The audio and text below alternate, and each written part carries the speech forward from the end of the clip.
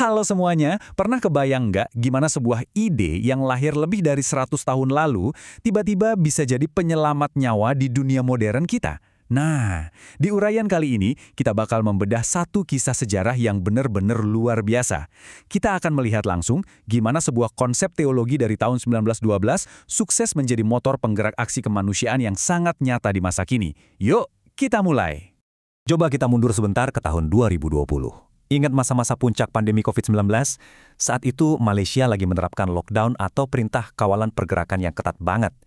Banyak orang yang tiba-tiba kehilangan mata pencaharian, terisolasi, bahkan kelaparan. Nggak terkecuali para pekerja perantau. Tapi, di tengah krisis yang bikin panik seluruh dunia itu, ada satu kelompok masyarakat akar rumput yang justru maju ke garis depan.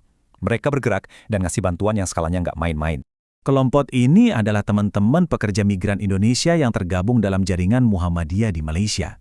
Padahal, bayangin aja, banyak dari mereka sendiri posisinya lagi susah. Mereka pekerja harian yang juga terancam kelaparan karena nggak ada pemasukan.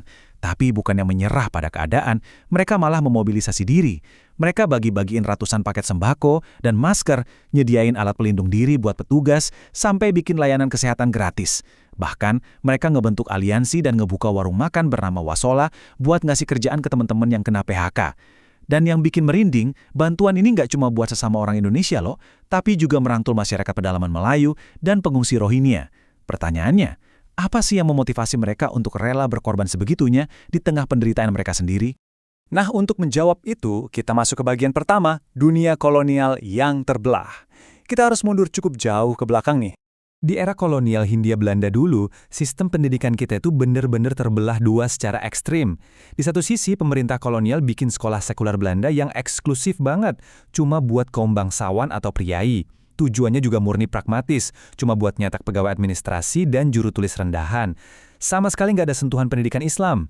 Di sisi lain, ada pesantren tradisional yang murni cuma fokus ke hafalan teks agama, tapi sangat mengabaikan ilmu-ilmu duniawi modern kayak sains. Jadi bisa dibilang kurang konteks empirisnya. Akibatnya apa? Umat Islam saat itu jadi tertinggal jauh, baik secara intelektual maupun ekonomis. Jelas banget kan? Saat itu ada kebutuhan mendesak untuk bikin jembatan yang bisa menyatukan dua dunia ini. Lanjut ke bagian kedua, lahirnya Muhammadiyah. Disinilah tokoh utama kita muncul. Di tahun 1868, lahir seorang pemuda bernama Muhammad Darwis di lingkungan Kauman Yogyakarta. Kelak, kita lebih mengenalnya dengan nama Kiai Haji Ahmad Dahlan. Titik balik krusial dalam hidupnya terjadi di akhir tahun 1800-an waktu dia belajar ke Mekah.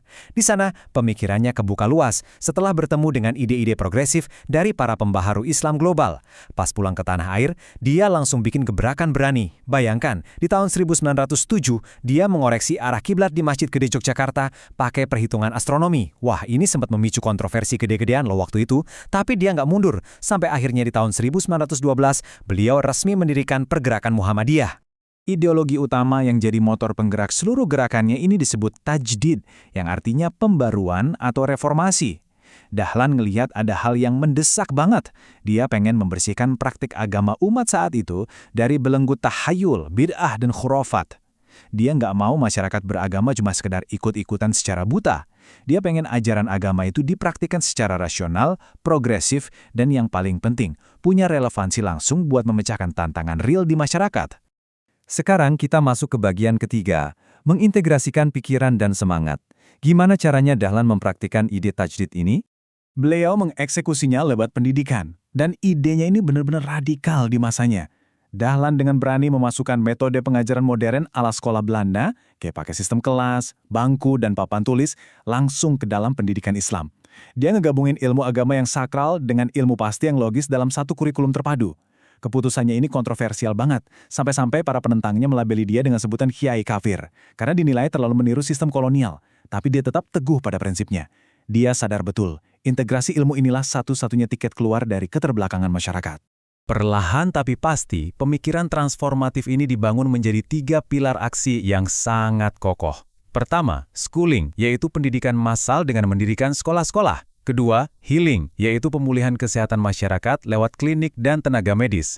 Dan ketiga, feeding, yaitu pemberdayaan layanan sosial seperti mendirikan panti asuhan. Visi besar ini nggak dibiarkan ngendap jadi sekedar teori di atas kertas. Bukti nyatanya terukir di tahun 1923 ketika mereka berhasil mendirikan fasilitas kesehatan modern pertama untuk pribumi yang sekarang kita kenal sebagai Rumah Sakit PKU Muhammadiyah. Masuk ke bagian 4, teologi Al-Ma'un. Ini dia mesin teologis di balik semua aksi sosial itu. Ada satu tafsir dari Kiai Ahmad Dahlan yang benar-benar nyentrik dan nonjok banget. Beliau menafsirkan surat Al-Ma'un secara belak-belakan. Kalau kamu mengabaikan anak yatim dan membiarkan kemiskinan merajalela di sekitarmu, maka kamu itu pendusta agama. Dahlan secara langsung memprovokasi zona nyaman beragama orang-orang zaman itu. Baginya, rajin sholat dan ibadah ritual lainnya itu bakal jadi hampa dan gak ada nilainya sama sekali kalau kamu nggak punya sensitivitas sosial dan aksi nyata untuk kemanusiaan. Dan kerennya, ini diwujudkan jadi praktik sosial langsung. Ada sebuah cerita historis yang epik banget soal ini. Waktu itu Dahlan ngajarin surat Al-Ma'un ke murid-muridnya berulang-ulang sampai berhari-hari. Waktu murid-muridnya protes kebingungan dan bosen, tebak apa yang dia lakukan? Dia nolak pindah ke materi baru. Dia malah nyuruh murid-muridnya untuk keluar rumah, cari orang miskin di alun-alun, bawa pulang, mandikan mereka dan kasih makanan yang layak. Pesannya tegas, pengetahuan teori itu harus selalu berujung pada keringat kepedulian yang nyata. Bagian kelima, warisan kemajuan. Mari kita lihat dampaknya setelah 100 tahun berjalan. Dari langkah pionir yang penuh risiko di tahun 1912 itu, warisan peradabannya sekarang udah berkembang secara masif. Di sektor pendidikan, dampaknya menyebar jadi ribuan sekolah, mulai dari TK sampai universitas di seluruh Indonesia. Jaringan kesehatannya bertumbuh jadi ratusan rumah sakit dan klinik yang super modern. Dan yang paling nyombong dengan obrolan awal kita, sayap filantropi gerakan ini udah melampaui batas negara. Mereka membentuk cabang-cabang istimewa di luar negeri yang merangkul erat dan memobilisasi para diaspora pekerja migran kita. Jadi, terjawab sudah benang merahnya. Teman-teman pekerja migran di Malaysia yang kita obrolin tadi bukan pahlawan yang tiba-tiba muncul dari ruang hampa. Secara historis dan ideologis, mereka adalah pewaris dan perwujudan masa kini dari murid-murid KH Ahmad Dahlan. Karena punya mentalitas kedermawanan dan teologi aksi yang udah tertanam kuat, mereka otomatis jadi garda depan waktu pandemi melumpuhkan segalanya. Kebayang nggak sih? Sebuah konsep teologi antik yang usianya udah seabad, secara harfiah menjelma jadi barisan pertahanan sosial di saat dunia modern benar-benar lagi krisis. Sebagai penutup, saya mau ngajak Anda merenung sejenak. Gimana dengan keyakinan atau filosofi hidup yang Anda yakini selama ini? Apakah itu semua sudah berhasil Anda terjemahkan jadi tindakan nyata buat bantu komunitas di sekitar Anda? Atau jangan-jangan pemahaman keren yang Anda banggakan itu cuma tersimpan rapi di dalam kepala tanpa pernah menggerakkan tangan untuk mengangkat beban orang lain?